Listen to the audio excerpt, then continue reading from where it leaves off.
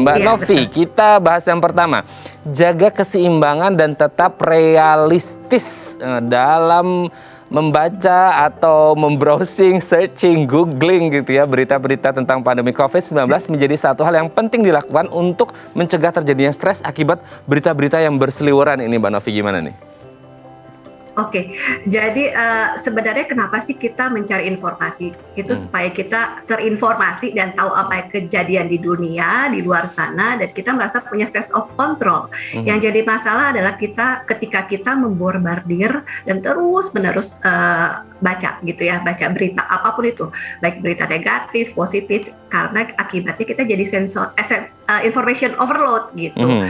Dan ketika kita membaca berita negatif, tubuh kita akan menilai bahwa kita dalam kondisi yang terancam. Jadi kita masuk ke survival mode. Nah, kalau itu terjadi terus-menerus ya, yang tadi bukannya kita bikin jadwal untuk baca berita, tapi terus-menerus seperti itu, pasti imun tubuh kita akan berkurang. Jadi perlu seimbang, lalu realistis, jadi jangan denial juga. Yang seperti tadi Mas Raden katakan, perlu baca berita, biar kita tahu, misalnya sekarang varian Delta gitu ya, lebih cepat menular.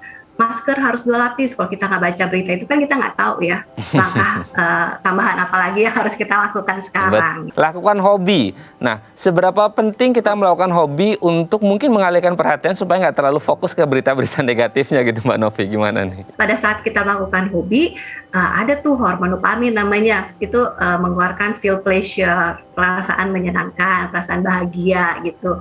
Jadi itu akan sangat baik untuk kita, untuk distraksi waktu kita, pikiran kita. Lalu ketika kita melakukan hobi kita, itu juga sebagai sarana outlet rilis emosi kita. Memang sangat disarankan untuk lakukan hobi gitu.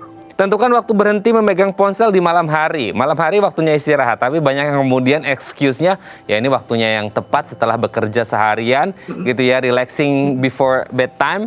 Mereka buka-buka handphone, yang akhirnya malah ke bawah kayaknya sampai mimpi nih, Mbak Novi. Gimana nih? Iya, itu kata kuncinya tadi Mas Raden, relaxing. Jadi pada saat kita tidur, mestinya kondisi tubuh kita di saat di kasur itu udah relax. Tapi kalau kita baca sekarang kan beritanya ya negatif. Dan biasa kalau berita-berita online gitu, judulnya yang sensasional, yang bombastis, yang bikin kita pengen tahu gitu ya, clickbait gitu ya istilahnya ya. Nah, jadinya kita baca dan bukannya bikin relax, malah bikin cemas. Padahal kembali lagi, ketika kita sudah di kasur, harusnya kita punya habit, ini adalah tempat saya istirahat, saya relax, dan supaya menjaga kualitas tidur kita. Hindari doom scrolling juga menjadi penting ya? Betul Mas. Jadi kalau saat tidur nih, sebenarnya disarankan 30 sampai 1 jam sebelum tidur udah nggak megang handphone, karena blue light-nya juga akan mempengaruhi hormon melatonin kita yang membuat kita nggak bisa tidur nyenyak. Jadi memang 30 menit sampai 1 jam kita singkirkanlah handphone kita, jangan deket-deket kita gitu. Teorinya seperti itu ya. Lalu kalau hindari doom scrolling, doom scrolling itu adalah tendensi kita untuk terus-menerus scrolling. Jadi sepertinya jempol kita tuh punya mindnya sendiri, punya jiwanya sendiri, yang penyakiran kita. Autopilot ya dia. Scrolling itu berarti iya. Jadi kita scrolling itu, walaupun beritanya negatif terus lalu bikin hati kita nggak enak, bikin kita semakin cemas. Seperti kita tidak memiliki kuasa untuk stop gitu ya.